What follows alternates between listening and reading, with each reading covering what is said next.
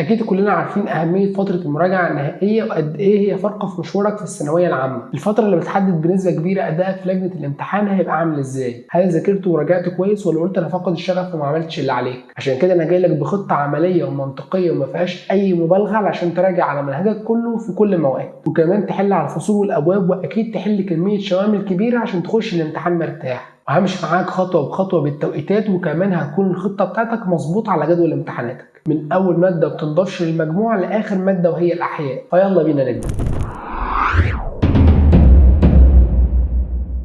السلام عليكم ورحمة الله وبركاته. خطة المراجعة بتاعتنا هتبدأ من اليوم اللي انت هتشوف فيه الفيديو ده. كل ما تشوف الفيديو بدري اكتر وتبدأ مراجعتك بدري اكتر ده هيكون احسن واقل ضغط عليك. واحنا دلوقتي في اخر شهر 4 واظن ان الكل خلص المناهج، فاكيد الكل جاهز يبدا المراجعه بتاعته ان ما كانش بدا فيها بالفعل. فيلا بسم الله نبدا خطتنا هتكون عباره عن مراجعه كل فصل او باب بتفاصيله وبعدين الحل عليه على طول. هوريكم دلوقتي جداول مراجعات السنه اللي فاتت عشان تفهموا الفكره كويس. بعد ما نخلص الجداول بتاعتي ونعمل خطتنا مع بعض هيبقى في كلام للناس اللي مراكمه اجزاء من المنهج ما فتحتهاش خالص ولسه اول مره تذاكرها في المراجعه النهائيه، لان الخطه دي هتبقى معموله للناس اللي ذاكرت المنهج مره واحده على الاقل. كنت بادئ المراجعه النهائيه السنه اللي فاتت يوم 27/4 بالظبط، وكنت مقسمها اسابيع ووصلت في اخر ل5 اسابيع مراجعه لوحدي. وادي اول اسبوع وزي ما انتم شايفين كنت مقسمه ايام، وكان كل يوم مكتوب فيه بالتفصيل هعمل ايه فيه، لان مفيش مجال انك تسيب يوم عايم كده ما انتش عارف هتعمل فيه ايه كويس قوي. يعني اول يوم كاتب ان هراجع فيه الوحده الثانيه نحو من كتاب الشرح بتاعي اللي كان ساعتها كيان، وبعدين احل عليها من كيان برضو اللي كان عامل في المراجعه النهائيه اسئله على كل وحده. واليوم الثاني هراجع الباب الثاني جيولوجيا واحل عليه على قد ما اقدر لاني كنت جايب كتابين فيها وهما الامتحان والتفوق، وحليت من الاثنين على الابواب كلها وكذلك شوامل. وعايزك تركز معايا في حته على قد ما اقدر لانها تختلف من شخص للتاني،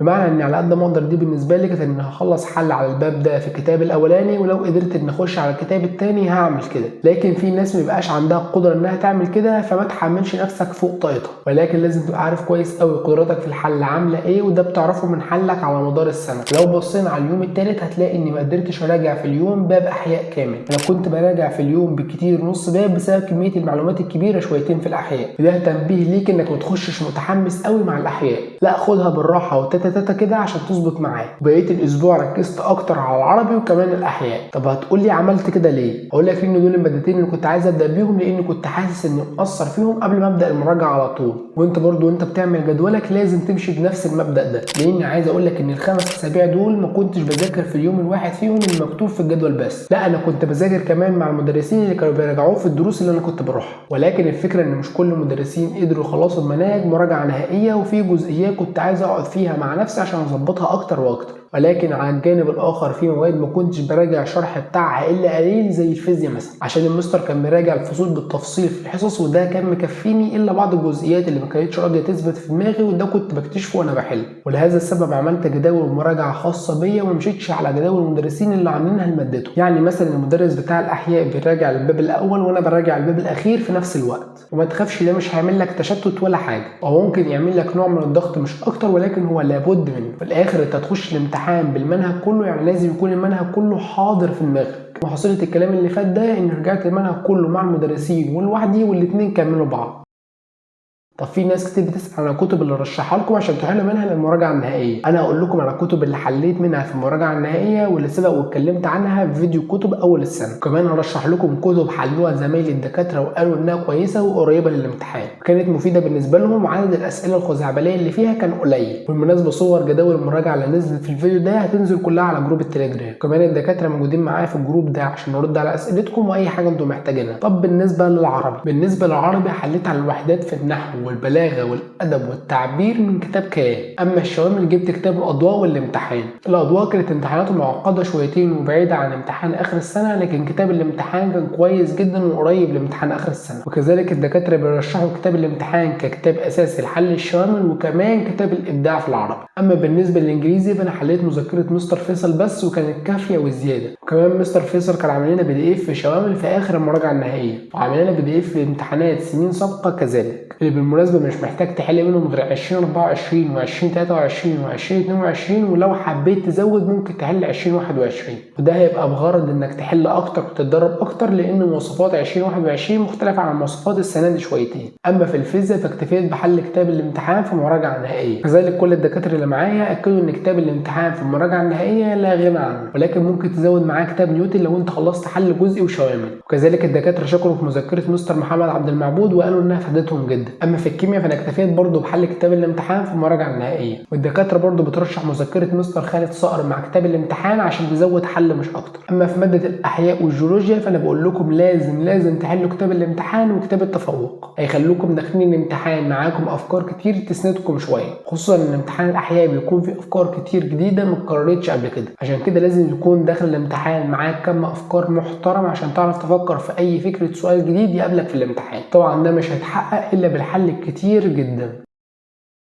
طب دلوقتي عرفنا هنعمل جدولنا ازاي وعلى اي اساس، نظبط توقيتاتنا ومواعيدنا بقى ولا ايه؟ احنا زي ما اتفقنا ان احنا هنقسم المراجعه اسابيع، والاسابيع هنقسمها ايام، والايام لازم نكون كاتبين فيها هنعمل فيها ايه بالظبط عشان نلتزم. المفروض ان احنا نخلص مراجعه الشهر دي في اخر شهر 5 او بالكتير قوي في اول اسبوع من شهر 6. لازم تراجع المنهج كله شرح كويس قوي في الفتره دي، لان انت لو ما راجعتش مع نفسك المنهج كله شرح خلال المراجعه النهائيه مين هيراجعه؟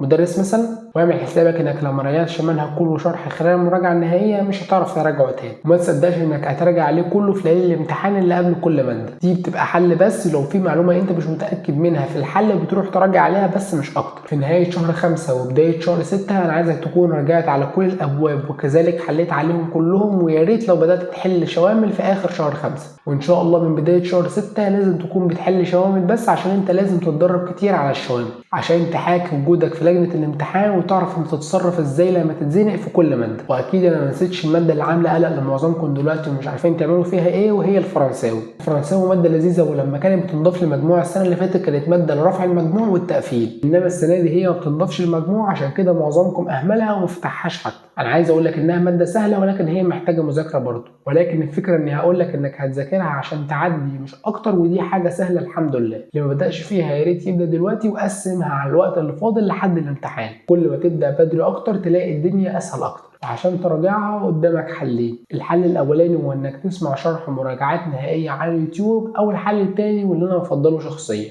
هو انك تاخد كورس مكثف مع مدرس اوفلاين يلملك الماده وتخش الامتحان تعدي بمنتهى الاريحيه. وكان لازم انوه انك ما ينفعش تسيبها ليالي الامتحان بتاعتها وتقول انك هتلمها في اليومين دول اللي هم من 15/6 ل 17/6، انها مش مده كافيه خالص انك تعدي من الامتحان حتى للاسف. طب بالنسبه لفتره من اول 6 لحد يوم 15/6 اللي هو يوم امتحان التربيه الدينيه والتربيه الوطنيه، الفتره دي تديرها ازاي وتعمل فيها ايه؟ احنا اتفقنا انك هتقعد تحل فيها شوامل على قد ما تقدر، وهتكون خلصت المراجعه الجزئيه وكمان حليت على كل الابواب. عايزكم تخصصوا من 2 ل3 قبل امتحان الوطنيه والدين، وهتلموا فيهم الدنيا خالص ما تقلقوش ان شاء الله. ودوروا على جوجل هتلاقوا ناس عامله ملخصات جميله جدا ومفيده جدا. خلصنا المواد اللي بتنضافش للمجموع، نخش على الجد واول ماده بتنضاف للمجموع وهي العربي. العربي هيبقى قبله 5 ايام كافيين جدا انك تراجع فيه كل فروعه، ولكن الفتره دي مش هينفع تراجع فيها اي ماده ثانيه. انا السنه اللي فاتت ما عملتش كده لان الامتحان بتاع العربي كان بعد العيد وكان قبليه اسبوع كامل للمراجعه. اول يومين كنت خصصتهم اني احل على بقيه المواد الثانيه عشان كان بقالي فتره منعزل مع المواد اللي بتنضافش للمجموع، وده كان نساني المواد اللي بتنضاف للمجموع وهي الاهم اكيد.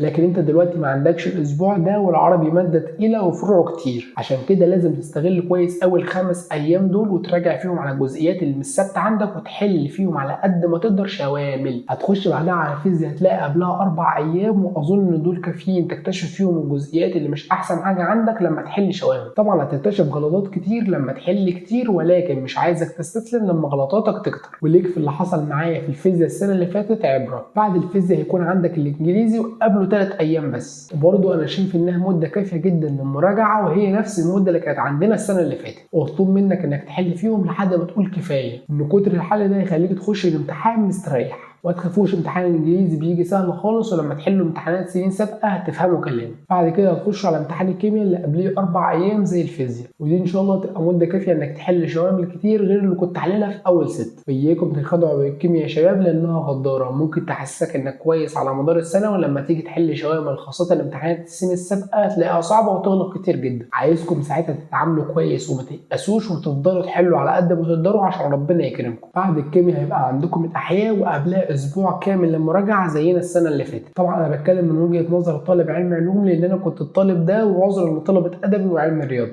لكن انا بتكلم من واقع تجربتي ليس الا. الاحياء هي اخر ماده واكتر ماده الناس بتنقص فيها بسبب امتحاناتها اللي بيبقى فيها اسئله خزعبليه شويتين، واسئله ما شفتهاش قبل كده ولا افكارها عدت عليكم، ولكن زي ما قلت لكم الحل كتير هو مفتاح الماده دي باذن الله، وهو برضه طريقك الوحيد عشان تبقى عملت اللي عليك قدام ربنا.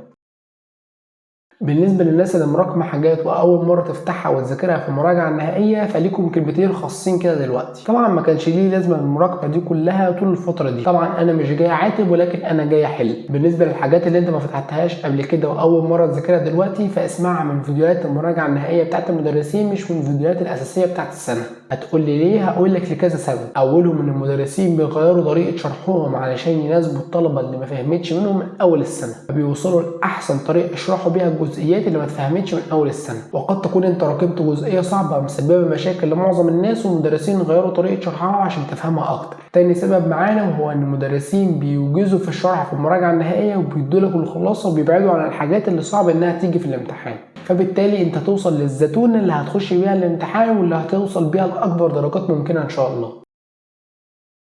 اكبر مشكله هتواجهك خلال الامتحانات دي انك عايز تخلص من السنه الطويله والرخمه دي. انا مش عايزك تنساق مع الشعور ده، خصوصا انه دمر ناس كتير قبل كده. ما تقعدش تقول انا فاقد الشغف وحماس انطفى وما بقتش قادر اذاكر. ما تضيعش مجهود سنه طويله عريضه في كام يوم هتخلص بعدهم المشوار ده. وكمان في غلطه تانية الناس بتعملها بتدمر مجموعهم حرفيا، وهي انهم لو نقصوا في امتحان كتير شويه بيرفعوا الرايه البيضاء ويستسلموا ويقولوا ان حلمهم ضاع ومجموعهم اتدمر. دي حاجه مش حقيقيه خالص. واكبر دليل على كلامي ده ان السنه اللي فاتت نقصت 10 درجات احياء ومع ذلك ربنا كرمني وحقق لي حلمي. الحمد لله ربنا ما ابتلانيش غير بالكيمياء نقصت فيها كتير شويه في نص الامتحانات، ولكن عموما لو حصل الكلام ده في اول الامتحانات او في نص الامتحانات او في اخر الامتحانات اياك تقول ان مجهودك راح حضر ابدا، لان الله لا يضيع اجر من احسن عمل. كده يكون معاك خطه جاهزه تعمل بيها مراجعتك النهائيه، وعرفت ايه اللي تتجنبه وايه اللي تعمله في مراجعتك. ولو استفدت من الفيديو ما تنساش تعمل لايك واشتراك في القناه عشان يوصلك كل جديد ان شاء الله. بالتوفيق لكم جميعا، سلام.